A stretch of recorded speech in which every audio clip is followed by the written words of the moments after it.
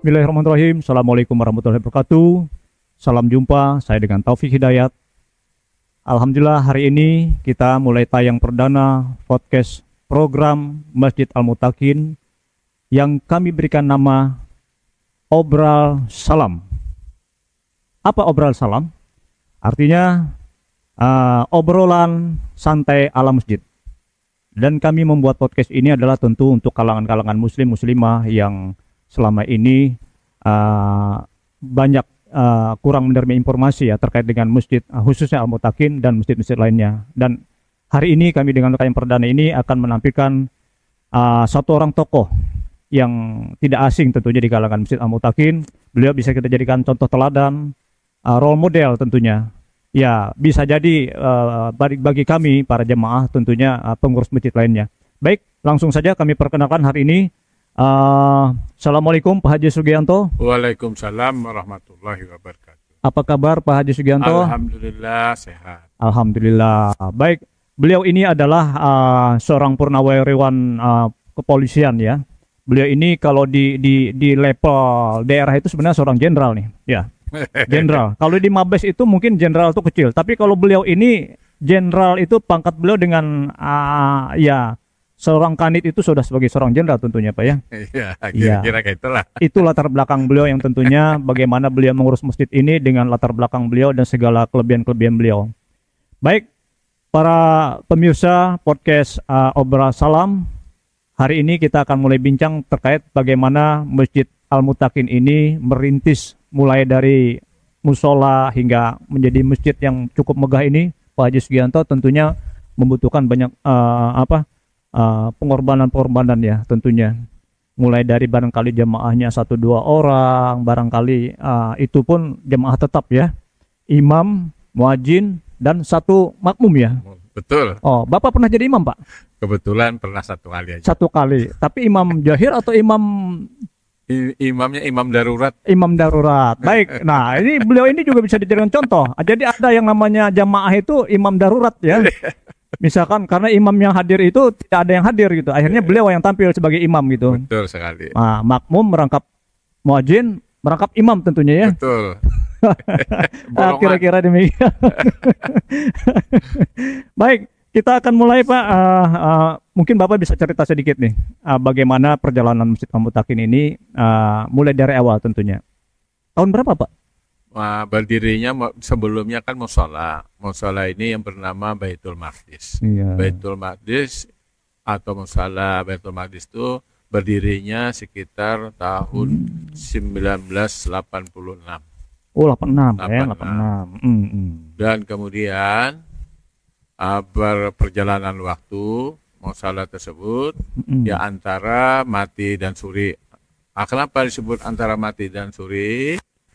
Pada sekitar tahun 2000. Mohon izin Pak, bukan mati dan suri, mungkin mati suri Pak ya. Betul. Nanti kalau mati dia mau ketemu suri nanti bisa marah nanti surinya ya. Ya, bisa, iya, kira-kira begitu Pak. Ya.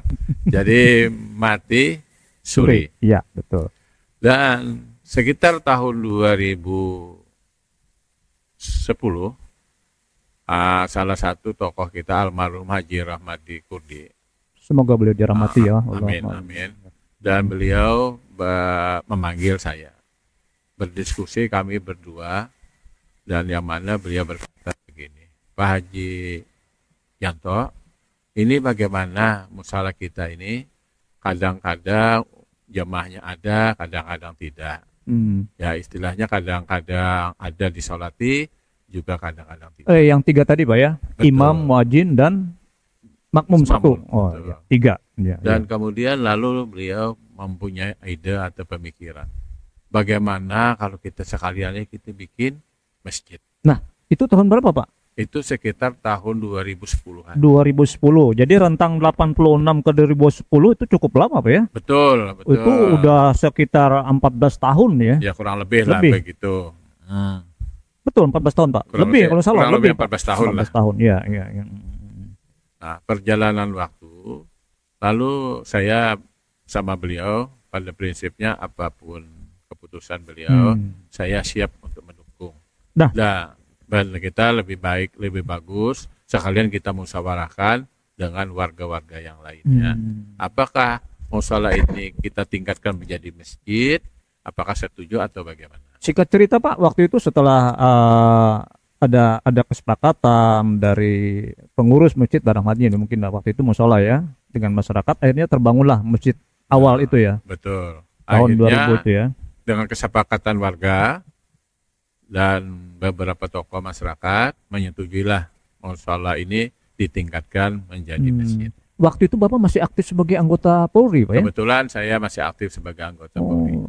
Polri, terus Bapak bertugas di mana waktu itu Pak? Kebetulan saya bertugas di Polresta Banjarmasin, ditempatkan di Polsekta Banjarmasin. Polsek Banjarmasin Utara. Bapak sebagai apa waktu itu Pak? Kebetulan pada waktu itu saya sebagai PJS Kanit.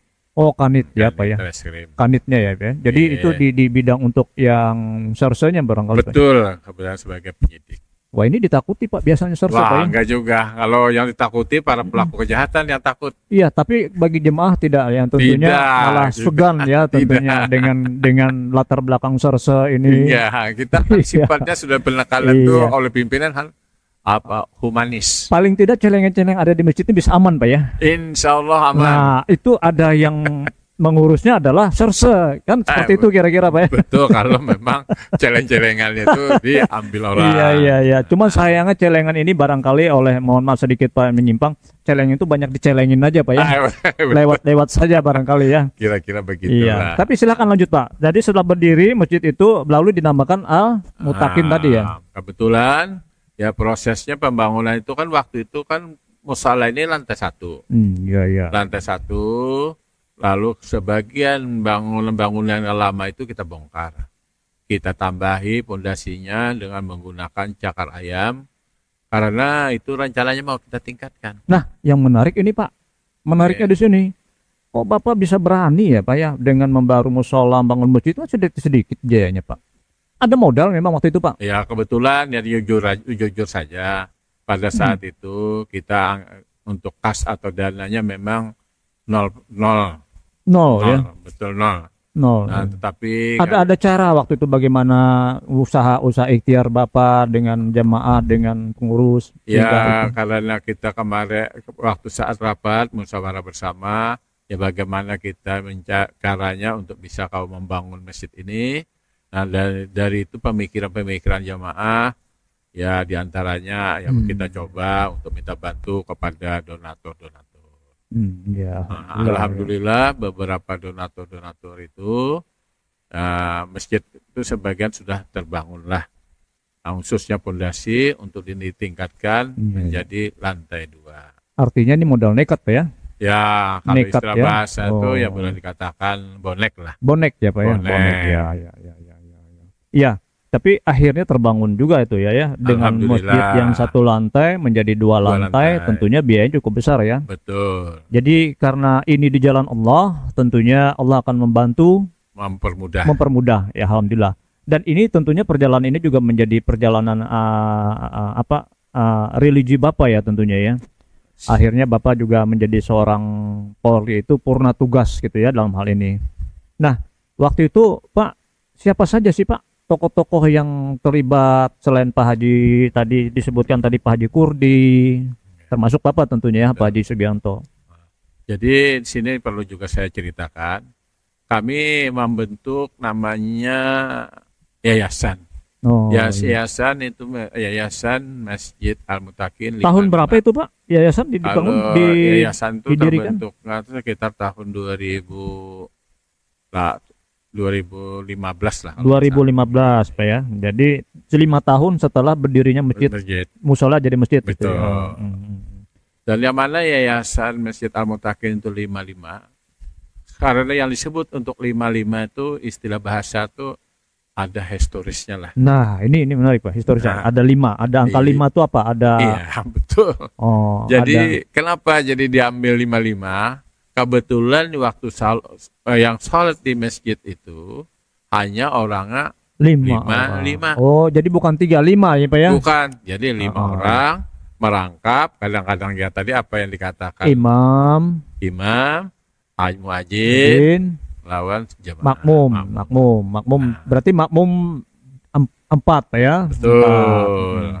itu pun termasuk guru ngaji di dalamnya. Ya, betul. Kebetulan iya. itu Pak Haji Hais. Oke, jadi siapa aja Pak tadi? Ya, Haji diantaranya Hais, Haji satu Kurdi, almarhum Haji Ramadi Kurdi, Haji Ramadi Kurdi, yang kedua almarhum Haji Sunarto, iya, yang ketiga Haji Rahmat, Haji Rahmat, yang keempat Haji Haji Mamat, Mamat, almarhum sudah, almarhum 3 Pak ya? ya termasuk saya sendiri. Oh, jadi tinggal berdua nih Pak yang belum almarhum Pak ya? Ya, mudah-mudahan saya panjang Masya umur. Allah, mudah-mudahan panjang umur Bapak. Jadi ini menarik sekali Pak ya. 3 pendiri Al-Mutakin ini sudah almarhum. Tentunya nanti kita bisa tayangkan ya di podcast kita atau mungkin nanti next podcast kita berikutnya. Siapa sih tokoh-tokoh yang ada di balik Al-Mutakin itu tentunya ya. Termasuk Bapak sendiri. Oke Pak, baik. Masjid ini kan sudah berjalan hampir kalau kita hitung dari tahun 86 sampai sekarang ini kan sudah hampir ya boleh dikatakan sudah lebih dari 30 tahun ya Pak ya. Betul. Ya 30 tahun lebih ini tentunya perjalanannya cukup panjang sampai tadi Allah memanggil 3 orang tadi ya. Betul. Tinggal Bapak berdua ya dengan Pak Haji Rahmat. Ya. Nah ini tentunya perjuangan berat sekali bagi Bapak berdua nih. Nah bagaimana caranya Bapak bisa membangun masjid ini sehingga antara pengurus yayasan dengan jamaah itu tetap bisa berkomunikasi dan terus bisa berlanjut. Akhirnya jamaah ini juga tertarik untuk ikut beribadah di masjid ini Pak. Jadi Kiat-kiat Bapak apa kira-kira? Jadi masjid yang lama itu karena ya makanya yang kami sebut tadi kan orang 55. Ya. Bagaimana cara bisa kita menghidupkan masjid ini supaya lebih banyak untuk jamaahnya. Jadi trek-trek kami satu. Kami mencoba meminta bantu kepada saudara Pak Haji Hais untuk ya istilah bahasa itu melajari mengaji lah. Nah, dengan beliau mau bersedia mengaji, lalu jumlah dari jamaah itu minatnya mulai tertarik karena ingin ikut belajar mengaji ya Pak ya. Dan kemudian lalu kita coba mencarikan imam tetap. Setelah imam tetap untuk imam tetap itu kenapa kita carikan imam tetap supaya dalam hal ini ya bahwa kalau setiap ajan tuh sudah menjelas ada apa istilahnya ada imamnya. Nah ini yang menarik Pak yang tadi Bapak sampaikan artinya trik-trik Bapak untuk bagaimana masjid itu dimakmurkan sehingga jemaah itu tertarik untuk datang beribadah ya kan salah satunya tadi memanggil atau menetapkan salah satu tokoh ya. Betul. Yang bisa mengajarkan untuk mengaji. Nah tentunya seiring berkembangnya waktu tentunya kan Pak ya mungkin ini akan lebih menarik lagi nih sehingga kita ambil contoh sekarang masjid ini sudah berdiri dengan megahnya. Ini namanya Masjid Al-Mutakin versi ketiga ya Pak ya, generasi ketiga ya. Generasi ketiga. Mulai musola, masjid lama, sekarang yang terbaru. Nah ini trik atau kiat-kiat Bapak dalam memakmurkan masjid dalam hal ini tentunya dibutuhkan program-program yang menarik nih Pak ya, yang bisa menarik orang. Kira-kira Bapak bisa sebutkan program apa saja yang sudah berjalan atau yang akan berjalan nanti ke depan? Jadi perlu juga saya sampaikan. Kan karena kebutuhan yang masjid lama itu sudah makin banyaknya jemaah dan kita isi kajian rutin seminggu 3 kali dan kemudian kita melaksanakan buka puasa sunnah Senin dan Kamis serta kalau bulan Ramadan sudah kita laksanakan buka puasa bersama. Karena kelihatannya sudah masjid ini terutama khususnya kalau setiap hari Jumat itu jemaahnya juga makin banyak makin membludak. Dan kelihatannya juga bangunan yang lama itu sudah tidak layak lagi. Berbahaya Pak ya? Betul. Karena saya juga memikirkan kalau hal-hal yang tidak terjadi, tidak diinginkan. Maka kemudian kami beberapa jamaah untuk memikirkan. Ini sudah bagaimana masjid kita ini sudah kelihatannya tidak layak lagi. Iya. Maka beberapa jamaah pun kita coba untuk bermusyawarah dan kita untuk mencari solusinya bagaimana kita bisa dapat membangun masjid yang baru dan sekalian kita ada punya halaman. Betul sekali. Nah ini menarik Pak ya, menarik mungkin bagi kami ya melihat dari beberapa masjid tentunya dengan organisasi yang lengkap ya kan. Yang strukturnya juga sudah semua terpenuhi, infrastrukturnya juga sudah nyaman. Nah, Multakin ini bisa memperkuat posisinya musola, masjid kedua versi terakhir ini adalah yang besar seperti ini, megah. Bapak hanya berdua itu.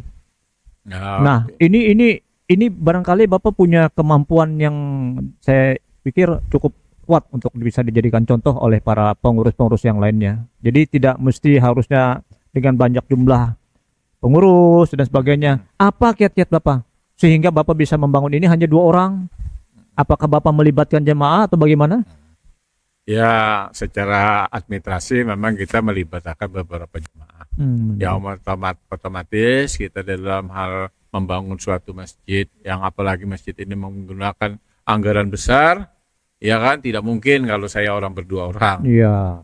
Yang jelas satu, kita akan menggunakan sebagai, ya diantaranya kita membentuk sekretariat, kemudian bendaharawan, kemudian ketua pembangunan masjid, ya kan. Nah, setelah itu terbentuk, baru kita bergerak. Oh, dan alhamdulillah ada salah satu, kalau nggak salah, anak salah satu pelopor ya. Betul ada sekali. Mas Angga Prasetyo ya. Betul sekali. Yang beliau mana sekarang terlibat di dalam yayasan langsung ya. Betul. Yang mana sebagai bendahara ya. Yang mana saudara Angga Prasetyo itu adalah anaknya almarhum Haji Sunarto. Nah, ini patut dicontoh ini Pak, barangkali Pak Haji ya. Karena artinya, beliau meneruskan silaturahmi. Nah, ini yang dijadikan contoh juga yang terbaik untuk masjid itu. Baik Pak Haji Yanto, hari ini tentunya kita ingin panjang lebar sebenarnya bercerita. Kalau dalam bahasa Pohuluan itu journey, Pak. Perjalanan bagaimana masjid ini dengan orang-orang pengurusnya sehingga menuju ke arah yang lebih makmur lagi. Tentunya kita akan bisa sampaikan lagi kembali nanti pada kesempatan di lain waktu dengan tema yang berbeda, insya Allah. Dan hari ini kami sangat senang sekali dengan kedatangan Bapak hari ini, memberikan informasi, terus menjadikan inspirasi buat kami, tentunya mudah-mudahan buat para pemirsa yang ikut menonton acara podcast program Al-Mutakin ini yang bernama Obral Salam. Nah, demikian hari ini podcast kami sudahi. Tentunya harapannya bisa menjadi kebanggaan Masjid Al-Mutakin, jemaah dan seluruh umat Islam. Tentunya dengan program-program yang spektakuler ya Pak ya, dari Masjid Al-Mutakin bisa menambah kemakmuran masjid ini. Demikian hari ini kita cukupkan untuk podcast kita. Wassalamualaikum warahmatullahi wabarakatuh. Waalaikumsalam. Terima kasih Pak. Sama-sama. Alhamdulillah.